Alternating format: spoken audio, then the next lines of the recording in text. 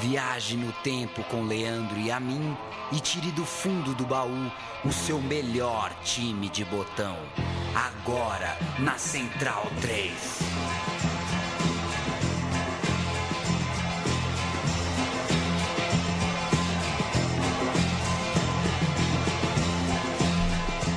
O meu time de botão está no ar. Olá, eu sou o Leandro e a mim, muito bem-vindo, amiga e amigo da Central 3. Eu estou ao lado do Paulo Júnior. O Paulo Júnior, a gente tá comendo uva. Que gostosa essa uva, hein? Muito. E o Paulo Júnior, ele faliu. Aqui do lado da Galeria do Fino tinha, né? Uma loja que vendia açaí. Você sempre chegava com açaí, bonitão aqui. Você viu que fechou pra valer, né? Fechou. Passa-se o ponto. Você não dá uma dentro, hein, Paulo Júnior? Mas foi bom, viu? Porque comer açaí pra ficar sentado... É muita energia reprimida, né? É muita energia reprimida. Eu tô começando a aprender esses detalhes sobre nutrição, é importante. Gostosa uva, time de botão interessante. A gente nunca fez antes um time de botão de alguém que ainda não se aposentou. Pois é.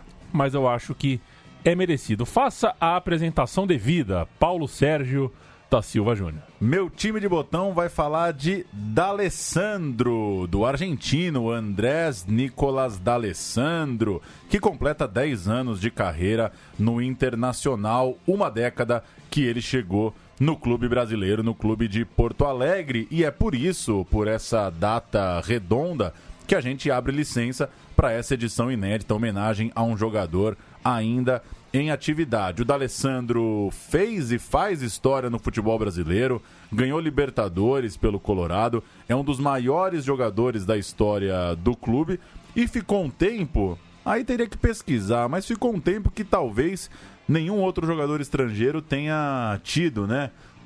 Dos tempos atuais, talvez dê para cravar, né? Agora teria que pegar nas antigas. Eu não sei se o Filhol, fiquei pensando sem Google, talvez, não sei se o Filhol ficou muito tempo. Pode ter um goleiro aí antigo, mas enfim, é uma carreira longa, consolidada, e a gente vai homenagear o começo da carreira do D'Alessandro. A gente vai falar da estreia dele no profissional do River Plate, lá em Buenos Aires, no ano 2000, até a venda dele para o futebol europeu, para o Wolfsburg da Alemanha, em 2003. Não dá para falar do Inter, porque a carreira dele segue no Inter e, de certa forma, esse frustrante sonho europeu acaba com que o D'Alessandro, né, tenha podido construir sua carreira, felizmente pra gente, né, um grande personagem aqui no futebol brasileiro e sul-americano, e registrar, Leandro e a mim, que muitos colorados criticam a forma com que nós paulistas ou até os cariocas, muitas vezes, tratam o D'Alessandro. Talvez tomados pelo clichê, né, do jogador argentino, provocador, um camisa 10 milongueiro. Muitas vezes quem não acompanha o D'Alessandro com regularidade não valorize exatamente tudo que ele faz, tudo que ele fez pelo Internacional. Esse programa é, de certa forma, também uma homenagem a um personagem que acho que os colorados têm razão. O resto do Brasil talvez não se dê conta do tamanho do D'Alessandro para o Inter. Então falaremos de D'Alessandro em começo de carreira, o surgimento dele, 3 títulos argentinos, 2 como protagonista e também o Mundial Sub-20 vai estar nessa história, a gente vai contar sobre isso quando ele foi apresentado ao futebol mundial e até o argentino, porque jogava pouco no River Plate naquela época, também como ele foi apresentado ao futebol brasileiro de vez e para sempre. Vocês lembram disso, senhores e senhoras? Se não lembram, daqui a pouco contaremos. E vão passar também, porque vale a pena, a história dele no São Lourenço, um pouquinho de Jogos Olímpicos, enfim. Tudo começa na infância e D'Alessandro vai falar agora, criancinha, sobre o sonho da sua vida, que é jogar no River Plate. Tem que ficar atento, porque é aquela coisa, né? Criança de outro idioma, fala meio rápido, fala meio solto ali. Eu não sou muito bom de captar espanhol, mas quando alguém fala rápido, né? Eu sou o reizinho do habla despacio, por favor. Mas dá para entender qual é o sonho de D'Alessandro El Cabezón. Compañeros, poder llegar a jugar en esta cancha tan hermosa, el Monumental, y poder llegar a la selección con todos mis compañeros y que tengan la misma suerte que yo.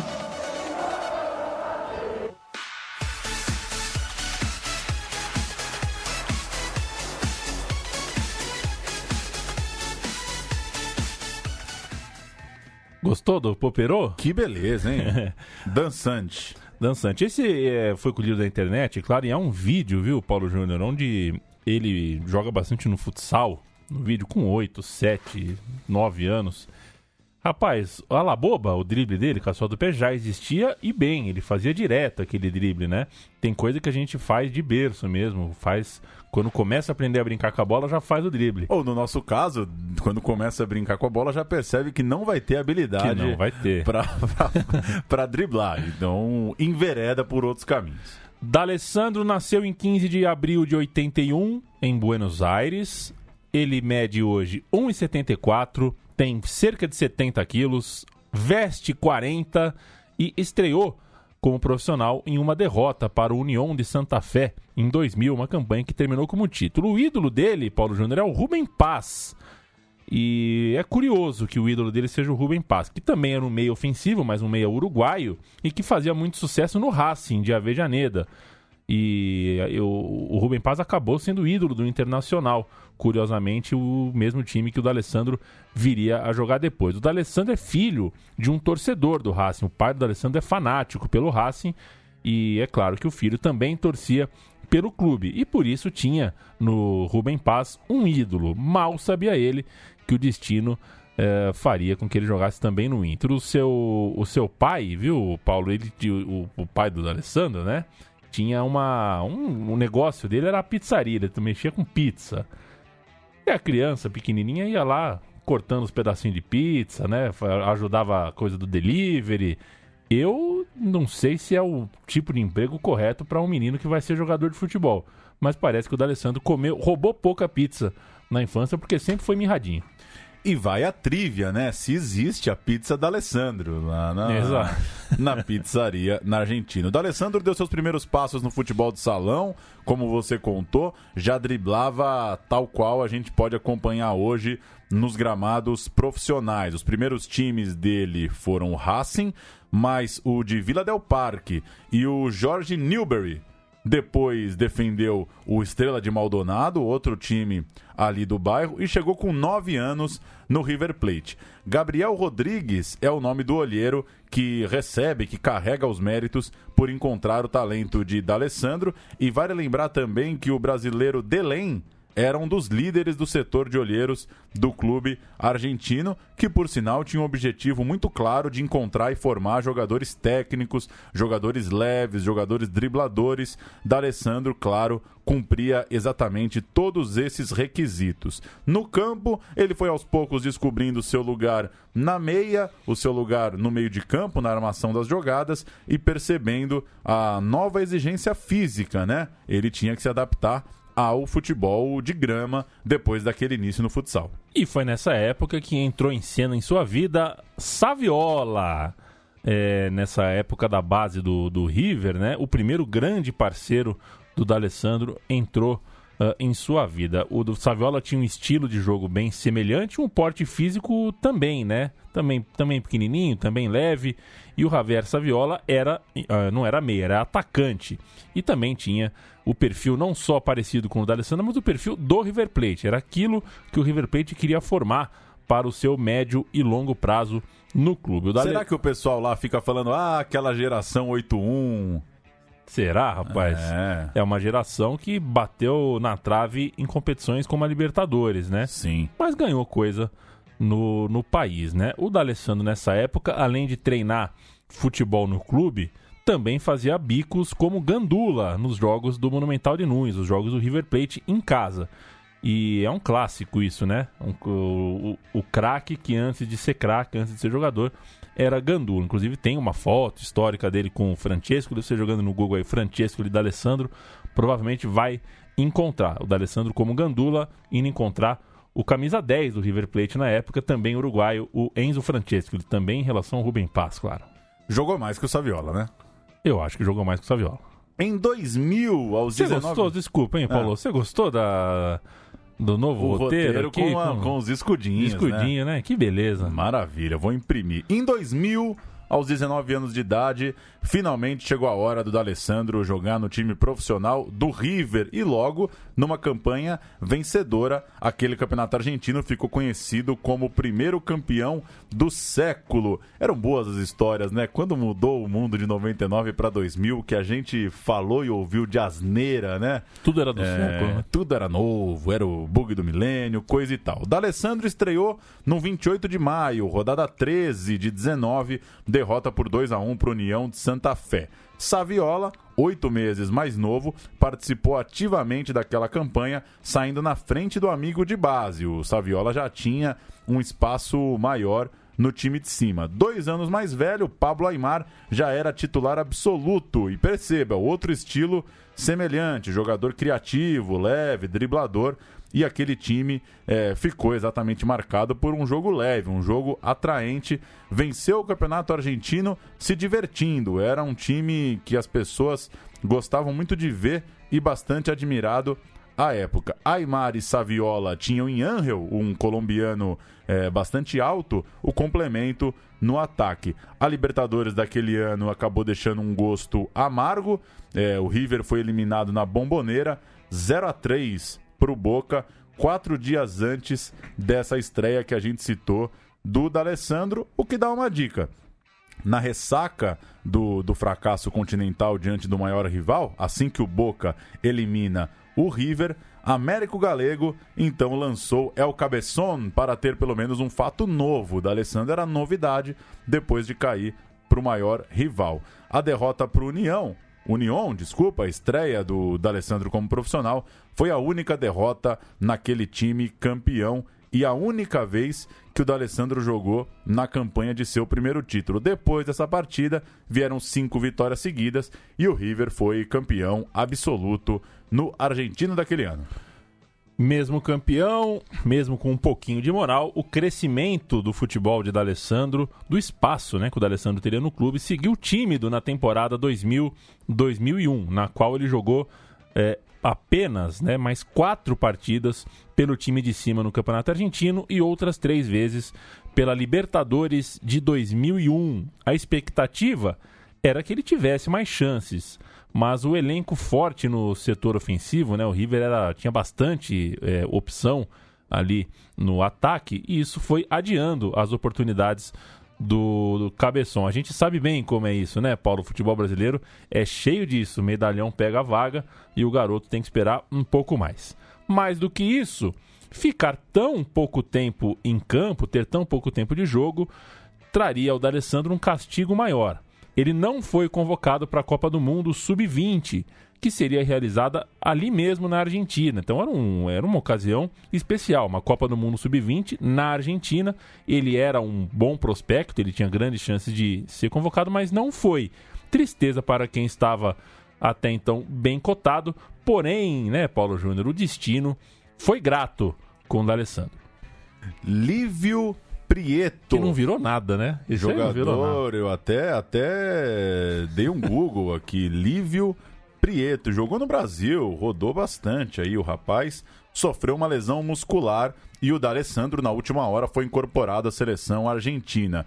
Curioso que ele não era nem convocado, mas já chegou com moral, com chance de ser titular no time dele, o José Peckerman, técnico daquela equipe que encantou a todos. Chegava então na seleção com menos de 10 jogos pelo River e ainda por cima em posições diferentes. Além de meia, ele foi testado também bastante aberto pela esquerda. Mesmo assim, estava nas manchetes do D'Alessandro, era tratado como possível novo reforço do futebol europeu. O West Ham da Inglaterra era um clube abertamente interessado no D'Alessandro e o Redknapp, que era o técnico do clube inglês à época, chegou a dizer que 6 milhões de dólares pelo próximo Maradona era uma oportunidade que ele não gostaria de deixar escapar.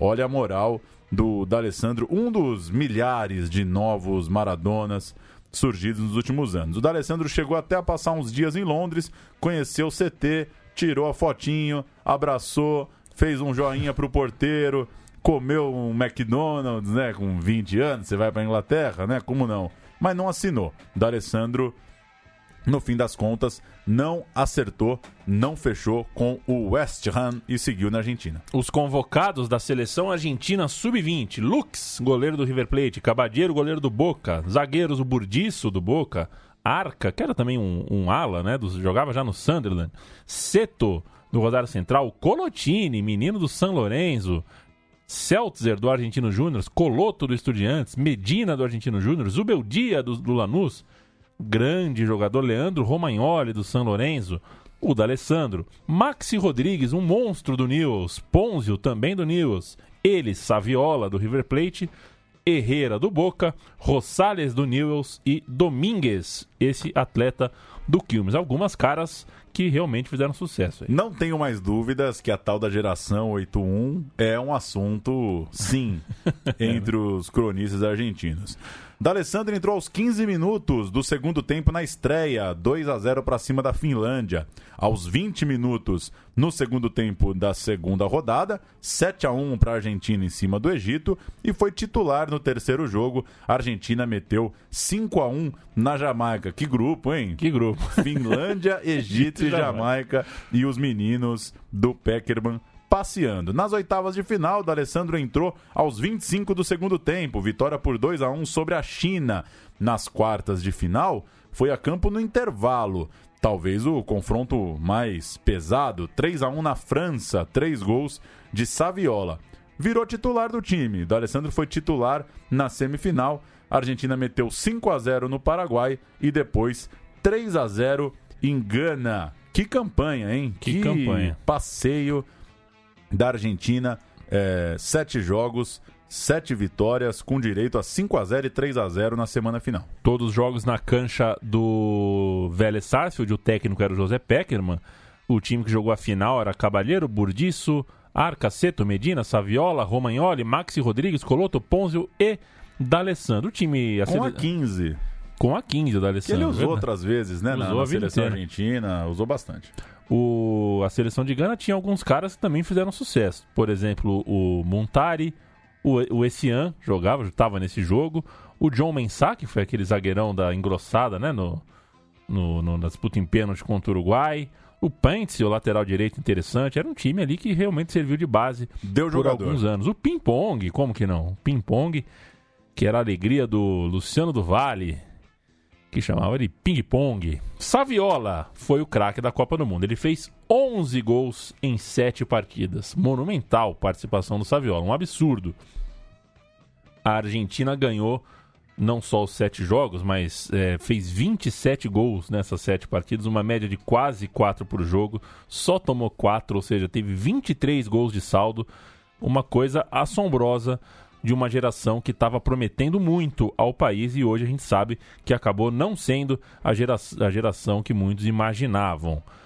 Pela equipe principal, não deu tão certo. E enquanto o Saviola confirmava que era a maior revelação daquela geração até aquele momento, o país teve a chance de ver melhor o D'Alessandro, que jogou jogou todas as partidas, pelo menos um pouquinho, e a impressão que o público argentino teve foi a melhor possível. O jornal La Nación, por exemplo, definiu o D'Alessandro como a grande revelação, capaz de se tornar um preferido da torcida por causa da sua picardia e da sua alma de varziano, alma de potreiro, né, como fala em espanhol, mas alma de varziano na tradução livre. E essa alma foi aliada, segundo o relato do La Nación, a um jogo de futebol solidário por parte do D'Alessandro, que ganhou a vaga na hora H, na última hora para a Copa, e também ganhou a vaga na hora da decisão ao longo da Copa do Mundo. Jogou a semifinal e a final como titular.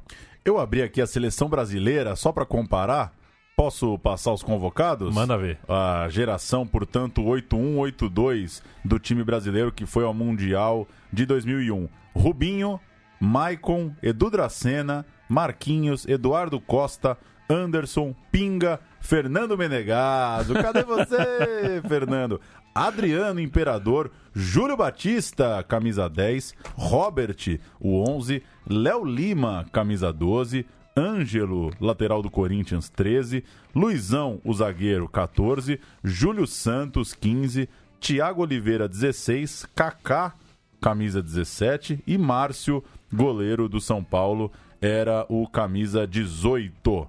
Tem bons nomes também. Nomes, é. Até Maicon deu Copa do Mundo, Adriano deu Copa do Mundo, Júlio Batista, Luizão, Kaká, tem uma meia dúzia aí de caras bem relevantes para a seleção brasileira. Gosto de mundiais sub-20, viu, Paulo? Pena que tá cada vez menos importante, porque os moleques de 19 aí já estão na Copa. Já tá velho, né? Já estão na Copa mesmo, né? E se você for um olheiro, né, do Manchester City e não conhece um cara com 20 anos, você tá na rua, Você tá né? na rua. Já tá ficando velho. Volta ao River Plate. Ele foi campeão em 2002, um ano depois dessa Copa. Não deu título, porém, no primeiro semestre. Sempre bom lembrar, né?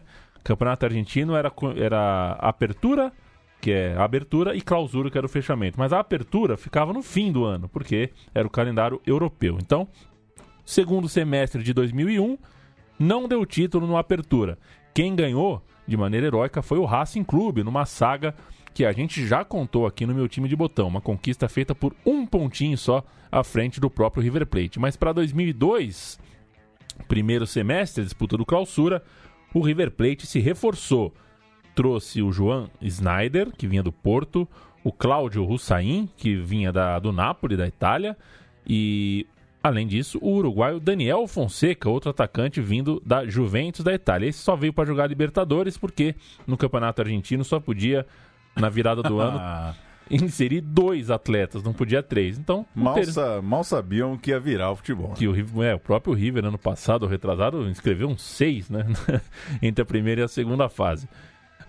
E aquele time tinha também Ariel Ortega, mesmo estilo de todo mundo aí, dos meninos que a gente já citou, da mesma base, só que um pouquinho mais veterano. Ele estava voltando da Europa no meio de 2000 e estava, enfim, pronto para ser campeão na Argentina. Ele saiu mais cedo e estava voltando. Aquele seria o seu último semestre no clube. Ele iria jogar no Fenerbahçe, então para ele era uma questão de honra conseguir a taça naquele semestre. O entrosamento entre os dois, Ortega e D'Alessandro, foi excelente. O time tinha também Astrada, De Michelis, Cavenaghi, Koldé. Era um timaço e, por ser um timaço, deu em taça. O D'Alessandro jogou 36 vezes dessa vez. Agora desencantou, né? Jogou 36 vezes no ano, em 38 jogos possíveis na temporada. E ainda fez 5 partidas pela Libertadores. Ao todo, portanto, 41 jogos com 9 gols marcados, não sei quantas mil labobas, e era definitivamente um titular do River Plate. O título veio em 12 de maio de 2002. River Plate 5, Argentinos 1, 3 gols de Cavenaghi, 1 gol de Domingues e 1 de Cambiasso, outro jovem valor, destaque gigantesco da campanha. O Cambiasso, filho de 2 ex-atletas profissionais de basquete, era bastante dinâmico, era muito dedicado sem a bola, era muito versátil no meio-campo e também deu seus primeiros passos em Vila del Parque, tal qual o D'Alessandro, mas pela relação com os pais, demorou a se decidir entre jogar basquete ou jogar futebol. A essa altura do título, o Cambiasso já tinha passado pelo Real Madrid, onde atuou com o Fernando Redondo, considerado maior do que ele, mas que no fim das contas acabou sendo menos, né? Pelas lesões e pela caminhada da carreira. O Real Madrid emprestou o Cambiasso ao Independiente, depois emprestou ao River e exatamente a esse River de 2002, que tinha como característica ser um time muito, muito ofensivo. Ou seja, foi uma baita de uma experiência para o Cambiasso ser o carregador de piano fundamental e ideal. Ele tinha que segurar a bronca, já que o time na frente era muito leve e muito, muito ofensivo, muito encantador, como a gente já citou. O River Plate ganha do Boca de 3-0 na Bombonera, o jogo mais icônico daquela campanha campeã de 2002. Aquela vitória quebrou um jejum de 8 anos na Bombonera.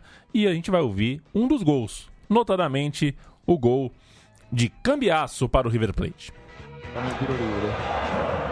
Llega el centro de Ortega, Cavenaghi que no podía llegar tampoco. Allí estaba Cambiasso. ¡Gol!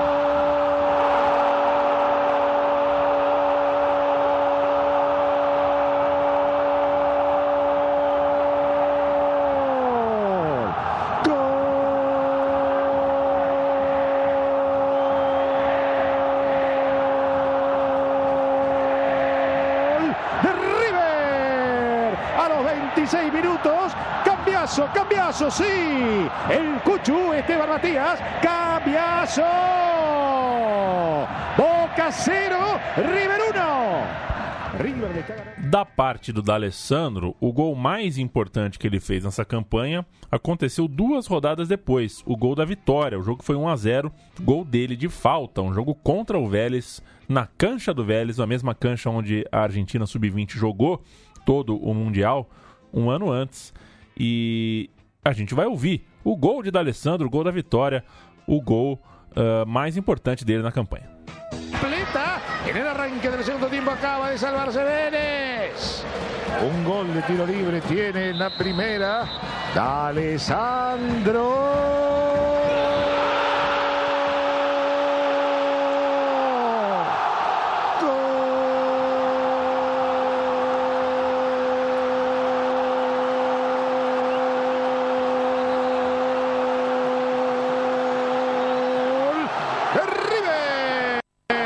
A los 13 minutos del segundo tiempo, Andrés Nicolás Mandrake, D'Alessandro. Vélez 0, River 1. Que beleza, hein? Que beleza. O Cambiasso, então, com 21 anos, ficou pronto para ir definitivamente para o Real Madrid. O Ortega, como a gente citou, estava de malas prontas para a Turquia e de alma lavada, né? Iria embora campeão. Por fim, D'Alessandro virava a estrela óbvia daquele time, campeão definitivamente com 5-1 sobre o Argentinos Júnior em casa. E a gente tem a festa do título, em que o Ramon Dias também se despediu da torcida. Señoras y señores, River es el nuevo campeón del fútbol argentino.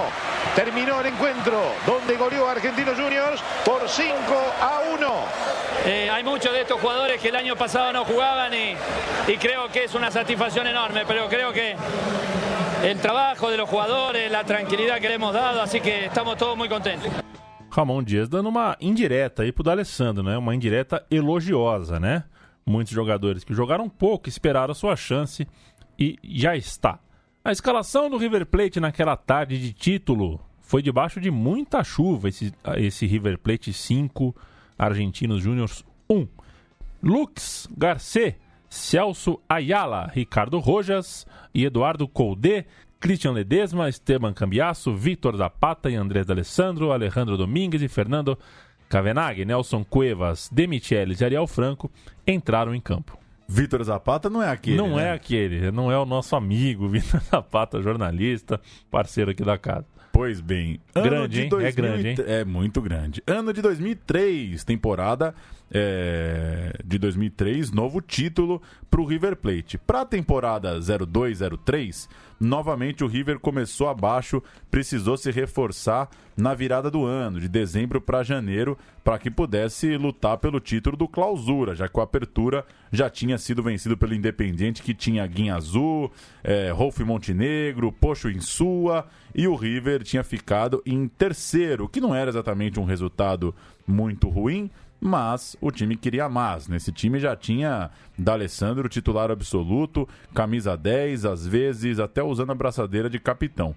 Para 2003, além da Libertadores, além do Clausura, o River precisava reforçar o time para se manter competitivo. Chegaram então o Amelli, da Inter, os uruguaios Martín del Campo, do Nacional, e o Máximo Lucas, do Danúbio, todos defensores. No ataque, Hussain, do Vélez, também chegou. Voltaram de empréstimo o Cláudio Hussain, do Napoli, o do Vélez é o Dario. Isso. Voltou de empréstimo o Cláudio, do Napoli, e o Eduardo Cudê, que tinha passado um tempo no Celta de Vigo. Meio time de reforços, pronto para buscar mais um campeonato argentino, reconquistar, né? Já que tinha vencido no ano anterior. Estamos então no começo de 2003 e antes de falar da campanha do River Plate, é preciso dar uma paradinha na seleção, em Ezeiza, né? Onde fica o CT da seleção argentina. Em 31 de janeiro de 2003, D'Alessandro teve a sua estreia pela seleção principal. Vitória por 3-1 em amistoso realizado contra Honduras em solo hondurenho, em São Pedro Sula. D'Alessandro jogou o tempo todo um time que parecia não, né? Tava tentando juntar os cacos e remontar um elenco depois do desastre da Copa de 2002, ainda com o Bielsa no cargo. E o Bielsa no cargo tinha duas missões ali: juntar os cacos e começar a pensar um time para as Olimpíadas, né? Ele continuaria no cargo até as Olimpíadas. Aquela Argentina jogou com Sarra, Burdiço Garcê e Gabriel Milito, Lúcio Gonzalez, Ponzio, Guinazú, D'Alessandro, Mariano Gonzalez, Diego Milito e Federico Insua. Se não me engano, todos os atletas atuavam em solo argentino. Time de Honduras? Vamos cantar Honduras? Cantar Honduras. Goleiro Coelho, Álvares, Arnold Cruz, Rony Morales e Vitor Gutierrez, Mendoza, Andino, Pavon e Guevara, que também não é aquele.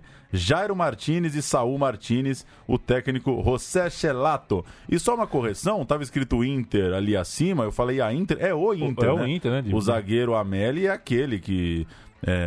que a torcida do São Paulo adora. Adora, jogou no Inter e jogou no São Paulo, né? Só para confirmar, eu falei a Inter, imaginando a Internacional, e claro que não, Amélio, o zagueirão que jogou aqui no Brasil.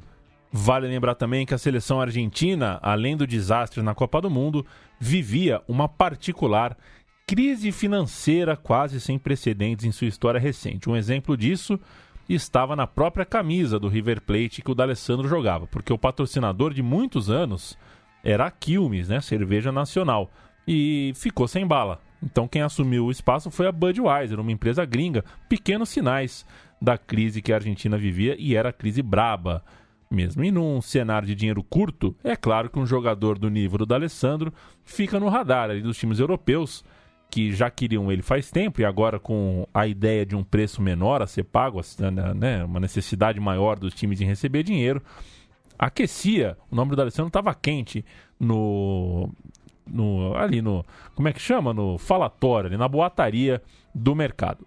Com a estreia do D'Alessandro na seleção argentina, esse boato só poderia mesmo aumentar. O que não era boato, mas era interesse real de vários times do velho continente, isso a gente tem certeza. O D'Alessandro teria de lidar, portanto, naquele 2003 com a camisa 10 do River, com a especulação sobre a sua venda e com um semestre pressionado, porque além do Campeonato Argentino teria também a Libertadores, e a torcida do River estava ainda engasgada, né? O Boca tinha acabado de ser 2 vezes campeão da Libertadores e o River se pressionava para conseguir o mesmo. E vem a Libertadores do pega-pega, né? Definitivamente a torcida brasileira, quem não conhecia D'Alessandro, passou a conhecer nas oitavas de final daquela Copa Libertadores, na qual o Dali jogou muito. Ao todo fez 4 gols em 10 jogos, e as oitavas de final teve o Corinthians, comandado por Geninho, precisando encarar aquele River de D'Alessandro. Jogo de ida, feriado de 1º de maio, jogo à tarde no Monumental de Núñez, decidido por ele. 2-1 de virada, num golaço de falta no empate. Pedro Bassan? Pedro Bassan, vamos ver um Pedrinho Bassan falando acho que fala com o Fabrício, o pessoal do Corinthians. Vamos nessa. O pesadelo agora é branco e vermelho. Estádio lotado, apoiou a equipe deles, eles vieram com tudo pra cima de nós. Faltam só 6 minutos. Tempo suficiente para 2 gols do River. D'Alessandro empata de falta. Cavenaghi faz 2-1. O Corinthians não resistiu à pressão do Monumental. Fica a esperança para o jogo de volta em São Paulo. Vai ser um alívio sair de Buenos Aires e, principalmente, dizer adeus a essa torcida barulhenta. O pesadelo... Gosto do Bassan, viu? É bom, né? Que texto ele tem. Texto de TV, o Carlos Augusto, né? Carlos Giraldelli sempre fala isso. Jogo de volta no Morumbi, o Paulo Júnior. O Liedson abriu o placar logo no comecinho da partida, jogo no Morumbi. Aquela época o Corinthians jogava no Morumbi, o Palmeiras às vezes também, né? Dava pra ter 60 mil pessoas num jogo aqui em São Paulo sem ser um jogo do São Paulo. Acontece que numa bola parada tudo virou. O Demichelis empatou o jogo para o River Plate e começou a controlar o jogo. Perto do intervalo, o que aconteceu, Paulo Júnior? Perto do intervalo, o famoso lance envolvendo o lateral esquerdo Roger e o meia D'Alessandro. Ali perto do banco de reservas, o Geninho incentivou o Roger a dar o bote, gritou o famoso pega, e o D'Alessandro, provocador como poucos na sua geração, estava com a bola no pé, estava controlando ali o duelo mental com o Roger, sentiu o jogador provocado, chamou a falta, mas o Roger, na verdade, deu um baita de um pontapé no argentino, que também sempre soube valorizar, sempre foi muito bom nesses duelos de mano a mano, e acabou marcado, né? Um lance que acabou marcando demais esse jogo, né? Exato, acabou sendo expulso, e aí acabou as chances do Corinthians marcar os 2 gols que precisava, mas ainda precisava de um só, pelo menos, para ir para os pênaltis, né? Pois é. Acontece que o psicológico corintiano não era forte ali em Libertadores, né? E o que aconteceu é que o segundo tempo foi todo do River Plate, e o Fuertes acabou ainda fazendo o segundo gol, o gol da virada, em uma cobrança de pênalti. Um pênalti, por sinal, grotesco que o Fábio Luciano cometeu, metendo a mãozona na bola. E assim, o River Plate passou de fase sem maiores sustos. A malícia do D'Alessandro foi fundamental e foi destaque nos jornais brasileiros. Corinthians tinha Doni, Rogério, Fábio Luciano, Anderson e Roger, Fabrício, Fabinho e Jorge Wagner, Leandro, Liedson e Gil, técnico Geninho. Agora entrou um cara chamado... Não sei se a ficha tá errada, mas tá errada. Não tá tem errada. Luduenha no Corinthians, não, né? Tá errado. Nunca teve esse cara, Pingo, né? Renato e Leandro Amaral entraram. Pois é, quem que é esse Luduenha que tá... É coisa da ficha errada. É, coisa da ficha errada. Deve ter entrado no River, né? Sim. No River Plate escalado com Bujubasic, Garcê, Amélie de Michelis e Leque, Koldé, Pereira e Zapata, D'Alessandro, Fuertes e Cavenaghi. Entraram em campo Luduenha, Almada e Lúcio Gonzalez. O público pagante no Morumbi é assustador, Paulo Júnior. 66.666 torcedores. Que loucura, hein? Que loucura. Técnico Manuel Pellegrini, né? Técnico era o Manuel Pellegrini. De longa e vitoriosa carreira. Um cara conhecido ali na época por não sorrir, por não ser simpático com ninguém. Um morto-vivo, mas que treinava muito bem, muito competente. Voltamos ao título de 2003. O River não passaria pela outra fase da competição, ficou no caminho contra o América de Cali. Pior, o Boca foi campeão de novo. Isso dá a medida de quanto era importante para o River vencer o Clausura de 2003. Novamente o rival era campeão continental. Nessa campanha, D'Alessandro fez 5 gols, o artilheiro com 12 foi o Cavenaghi. O time base tinha talvez... O Constanzo também, né? Se revezava. O goleiro era os dois, né? Dividiram a campanha de Bujubasic ou o Constanzo. O Ariel Garcê, Amélie de Michelis, Matias Leque, Lúcio Gonzalez, Pereira, Vitor Zapata, D'Alessandro, Fuertes e Cavenaghi. O Koudé e o Hussain jogaram menos do que se esperava, não estavam exatamente no que dá para chamar de time base. 25 dos primeiros 30 pontos, ou seja, as 10 primeiras rodadas, foram conquistados. E isso deixou o River Plate olhando os rivais de cima para baixo, olhando no retrovisor, tranquilão na frente. Os outros 9 jogos do Clausura, né?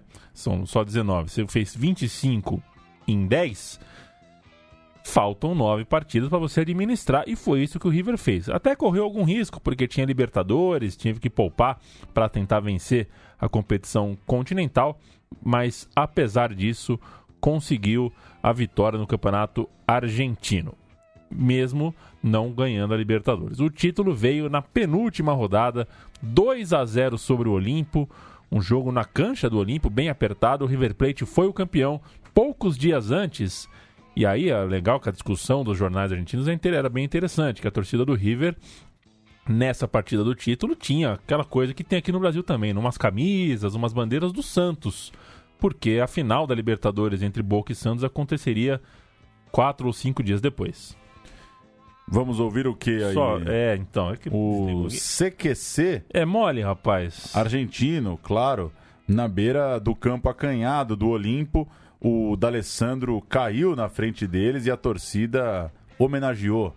Exato, o camisa aquela 10. coisa, né? Você quer ficar na beira do campo enchendo o saco, e deu a sorte do D'Alessandro. O repórter ficou entre a torcida cuspindo e xingando e o D'Alessandro rolando no chão. Vamos a mostrar en el campo de juego en exclusivo qué sucede cuando Andrés D'Alessandro, el mejor jugador de River, pasa por este sector.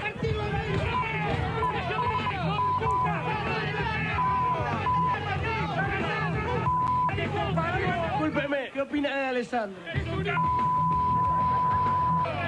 No había quedado redondito. Ele vai e pergunta para um torcedor do Olímpia, o que você acha do D'Alessandro? E aí ele quase é cuspido, o tal do repórter. Temos o gol do título do Zapata, ouvindo pela Rádio Continental, com Osvaldo Webb. É bom o Osvaldo Webb, Paulo Júnior? Vamos ouvir, né? Vamos ouvir se é bom, né? Eu achei bom, foi a melhor narração que eu achei. Se la lleva, le quedó a Zapata. Zapata va a ir contra el área, se manda al área. Zapata no lo quieren tocar, levanta la cabeza, no encuentra a nadie, le pegó el arco, gol. ¡Gol!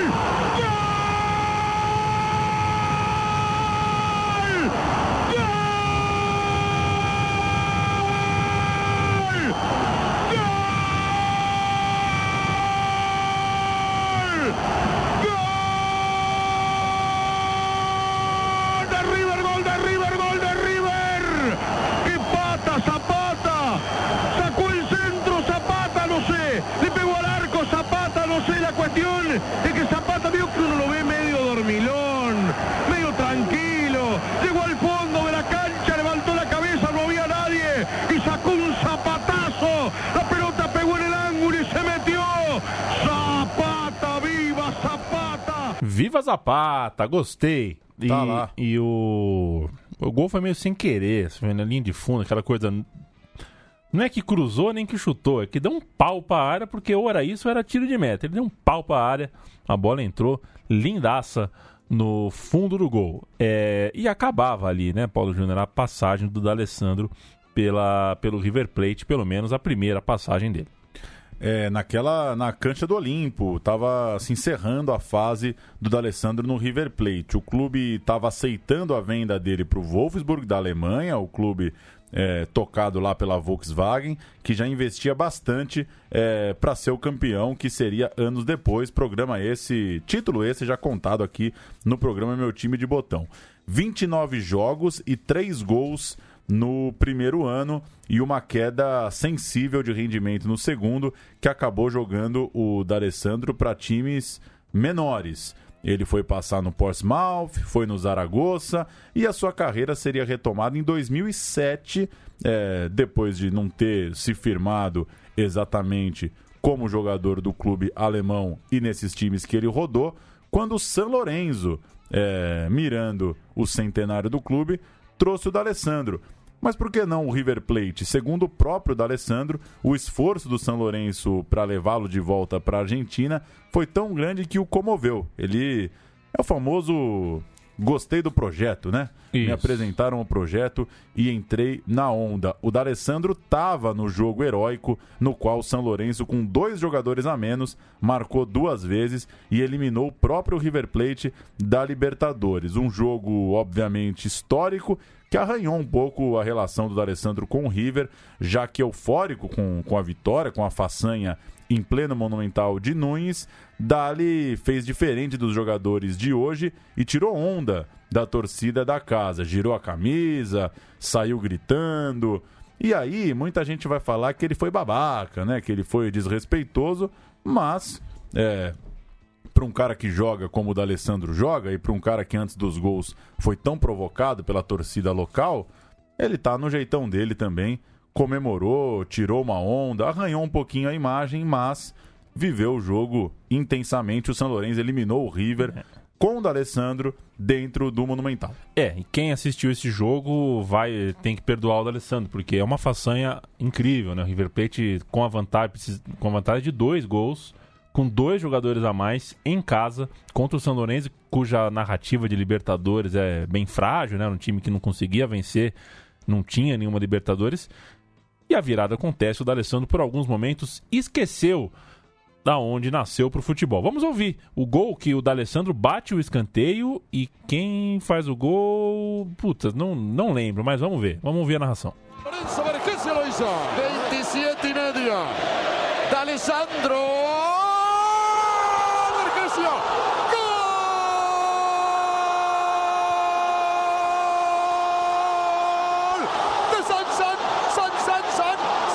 de San Lorenzo Vergesio.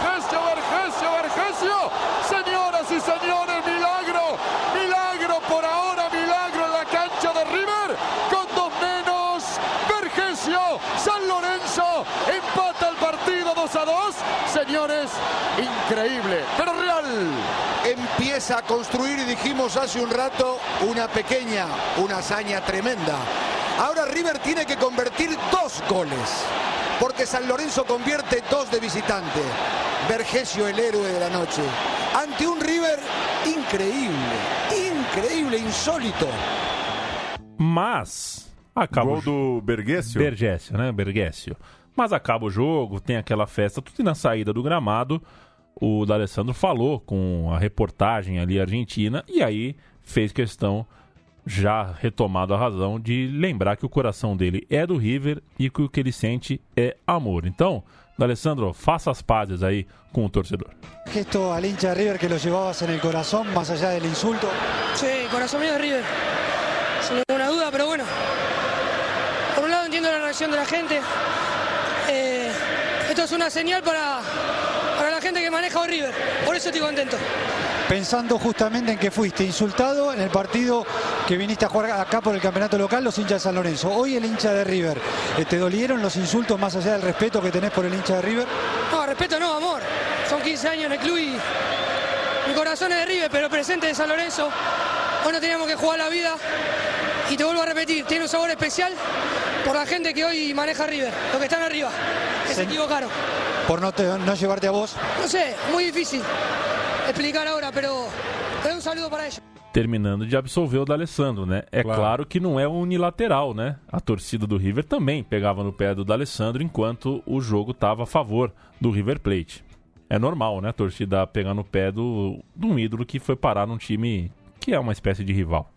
Mas a façanha do São Lourenço não deu em taça. De novo, o D'Alessandro viu a grande partida do time nas oitavas virar frustração nas quartas. Dessa vez, o São Lourenço foi eliminado pelo LDU. A LDU, inclusive, seria campeã da Libertadores, batendo o Fluminense na final no Maracanã. O São Lourenço, de 2008, 10 anos atrás, portanto, que venceu o River no Monumental. Orion, Adrian Gonzalez, Mendes, Botinelli e Diego Placente, Rivero, Juan Manuel Torres, Acevedo e D'Alessandro, Néstor Silveira e Gonzalo Bergesio, o técnico, Ramon Dias, o mais vencedor pelo River, aquele que era o técnico do D'Alessandro no River Plate quando o Dale subiu para os profissionais. E chega então, no meio de 2008, o Internacional na vida do D'Alessandro. Foi no rescaldo daquela campanha com o São Lourenço que não virou taça, que D'Alessandro se viu novamente planejando o seu futuro, já que o Zaragoza, né, que é o time que detinha o seu passe, jogava com o Pablo Aimar ali na posição. O Pablo Aimar era o dono do time e os dois não se bicavam na época, eles tiveram algum problema na passagem pelo Zaragoza. E ele ele considerou seguir os passos do ídolo Rubem Paz anos antes. Por que não o Internacional de Porto Alegre, o futebol brasileiro pertinho de casa? Dale estava tomando a decisão mais importante da sua carreira quando assinou com o Internacional em dias cuja boataria chegou até a colocar o Dale no Grêmio. E na verdade não era só boataria não, o Grêmio estava na parada fortemente alguns meses antes. Chegou a ficar quase tudo certo, só faltou mesmo o talão de cheque assinado. Porque a direção do Grêmio, que não nadava em dinheiro, desistiu na última hora. Alguém ali falou, tô achando esse negócio caro demais. E aí o D'Alessandro, sem vestir a camisa do Grêmio, foi parar no São Lourenço. E depois do São Lourenço, a gente sabe, ele chegou no Internacional quando o seu tempo no Ciclone acabou. Fez sua estreia no Internacional em 13 de agosto de 2008, justamente contra o Grêmio pela Copa Sul-Americana, jogo 1-1, e o Inter eliminou seu arquirrival da competição, que por sinal seria campeão numa final inesquecível contra o Estudiantes. Já era um começo e tanto para o D'Alessandro se habituar ao futebol brasileiro e deu certo, né? Tá no clube até hoje, teve uma passagem no River Plate em 2006. Então esses 10 anos, antes que alguém fale, mas não são 10 anos jogando. Pois é, teve uma volta ao River e depois retomou a carreira no Inter. E nesse tempo, brigou com o Tite, brigou com o Geninho, com os rivais, com os colegas de time, brigou por cara e coroa, com os repórteres, mas nada disso faz nem cócegas perto do que o D'Alessandro jogou nessa década, dando ao Inter a Sul-Americana de 2008, uma Libertadores, vários estaduais, uma Recopa, muitos motivos para o torcedor colorado se identificar com o seu camisa 10. Conseguiu preservar a tal da alma de varziano, né, que tanto se falava no começo da carreira. Um jogador que é meio clichê, mas é daqueles que parece de fato um torcedor dentro de campo, né? É inevitável, é impossível o torcedor do time que o D'Alessandro defende não se identificar com ele.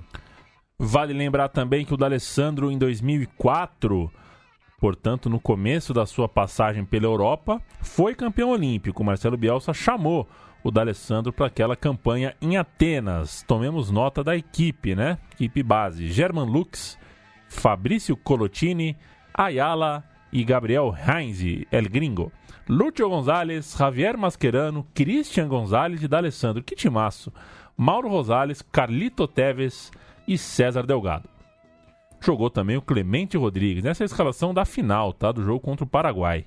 Time do Bielsa, como você citou, e os títulos a gente já falou, do D'Alessandro pelo Inter, mas só repetindo, é a Suruga de 2009, a Libertadores de 10, a Sul-Americana de 8, a Recopa Sul-Americana de 11 e os gaúchos de 9, 11, 12, 13, 14 e 15. São 6 campeonatos gaúchos, é isso?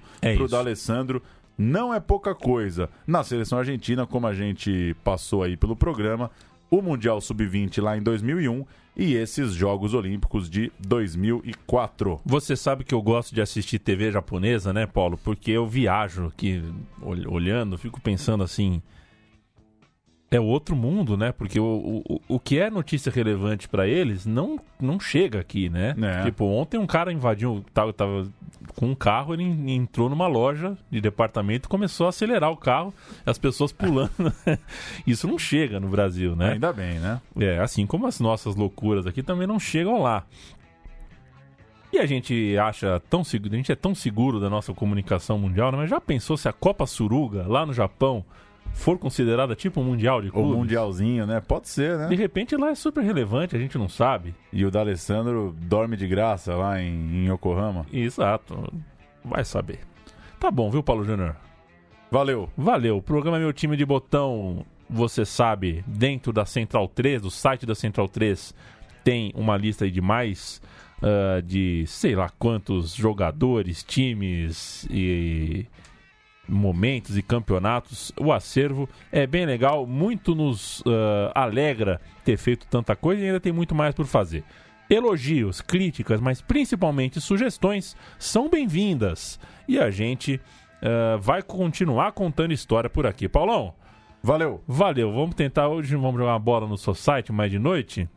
Meter um D'Alessandro. Vamos tentar um Laboba hoje? Tentar um D'Alessandro. E daqui uns 2 anos a gente faz um programa só com gente que brigou com o D'Alessandro, abrindo com William Capita, que sabiamente fugiu de D'Alessandro, dando um trotezinho de costas, né? Uma das cenas mais legais da história da final da Copa do Brasil. Não tenha dúvida disso. Até semana que vem.